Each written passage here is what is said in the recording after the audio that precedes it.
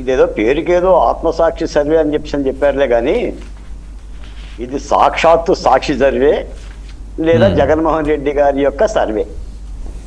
అంటే భావకళ్ళల్లో ఆనందం చూడటం కోసం అప్పుడప్పుడు ఇలాంటి సర్వేలు రావాలి.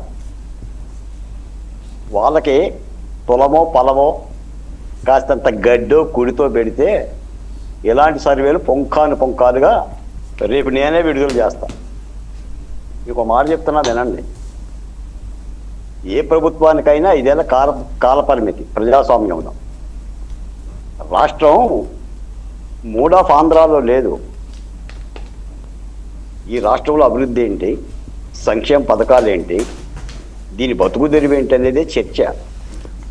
ఎప్పుడైనా సరే ఎంత రాజకీయ విశ్లేషకుడైనా సరే ఎన్నికలకు 6 మాసాలు లేదా ఇంకా వేసుకుంటే ఏడాది లోపలనే ప్రజలు ఎన్నికల మూడ్లోకి వెళ్తారు.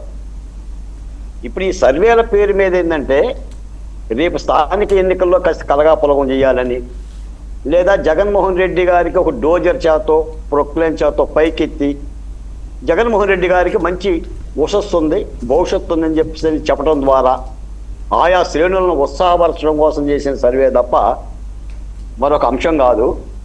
మీకు ఒక మాట చెప్తున్నాను, నేను కూడా చూశాను. ఉత్తరాంధ్రలో 34 స్థానాలు ఉంటే వైసీపీకి 17 అంట, కూటమి పార్టీ 3 పార్టీలు కలిపి 13 అంట. కోస్టల్ ఆంధ్రాలో 89కి వైసీపీకి 37, కూటమికి 35. రాయలసీమలో 52 స్థానాలు ఉంటే వైసీపీకి 29, కూటమి పార్టీకి 14. వెరసి జగన్మోహన్ రెడ్డి గారికి 2 ఏళ్ల పరిపాలన కాలంలోనే 83 స్థానాలు, కూటమి పార్టీకి 62 స్థానాలు, 30 స్థానాలు హోటాహోటీగా ఉంటాయి, హోరాహోరీగా ఉంటాయి అని చెప్తే తప్పుడు సర్వే. ఈ సర్వేలు మనం 2019 ఎన్నికలకు ముందు కూడా చూసాం. చాలామంది పంచాంగకర్తలు చిలక జోస్యాలు చెప్పారు.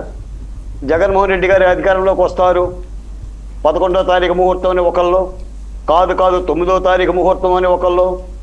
చాలా టీవీ ఛానల్లోనే కూర్చొని ఢంకాపరంగా పురాయించారు. వెరసి ఏమైంది? అందుకని ఎప్పుడు కూడా ప్రజలు 2 ఏళ్ల కాలంలో ఎన్నికల గురించి ఆలోచించరు. కేవలం ఎన్నికలు ఇంకొక ఏడాది మాసం ఉంటేనే ప్రజలు దాని గురించి ఆలోచిస్తారు. ఇంకో మాట కూడా చెప్తున్నాను, ఆంధ్రప్రదేశ్ ఓటర్ల సంఖ్య దాదాపు 4.5 కోట్లు, తెలంగాణ ఓటర్ల సంఖ్య 3 కోట్ల పైబడి. ఎవడు కూడా ఈ పార్టీకి ఇన్ని స్థానాలు వస్తాయని చెప్పని ఓటర్ల నాడిని చెప్పలేడు, ఆ దేవదేవుడే చెప్పలేడు. కాకపోతే ఒక మాటే చెప్పగలుగుతాడు, రాజకీయ వాతావరణం ఎటుందో చెప్పగలుగుతాడే తప్ప నిర్దిష్టంగా ఎవడు చెప్పలేడు. కాబట్టి వర్మగారు, నాణానికి బొమ్మ బొరుస ఉంటాయి, బొమ్మ అని అంటాం, బొమ్మ పెడితే నేను చెప్పాను అని అంటాడు, బొరుసు పెడితే బొరుసు చెప్పినోడు నేను చెప్పాను బొరుసు అని అంటాడు. ఇంతకు తప్ప సర్వేలను నమ్ముకొని ఎన్నికలు జరగవు. ప్రజలు చాలా చాలా చాలా చాలా రూపాలలో, చాలా ఆలోచనలతో, చాలా విశ్లేషణలతో ఆంధ్రప్రదేశ్లో కానీ దేశంలో కానీ ఓట్లేస్తారు. అది ఒక అంతు చిక్కని రహస్యం.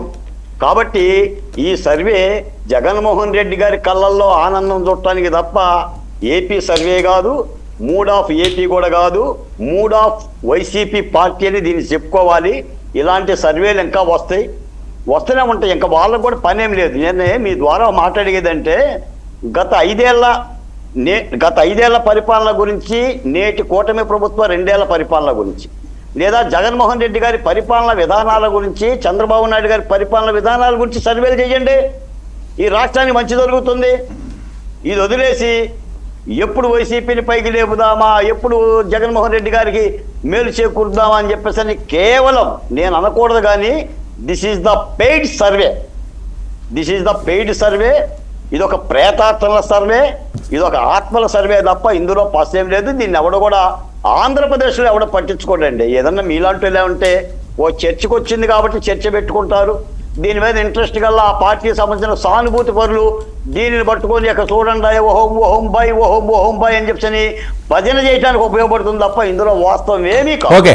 పోతే చెప్పాలి, ఒక మాట చెప్పాలి. ఇందాక మీరు జోగి రమేష్ గారి గురించి మాట్లాడారు.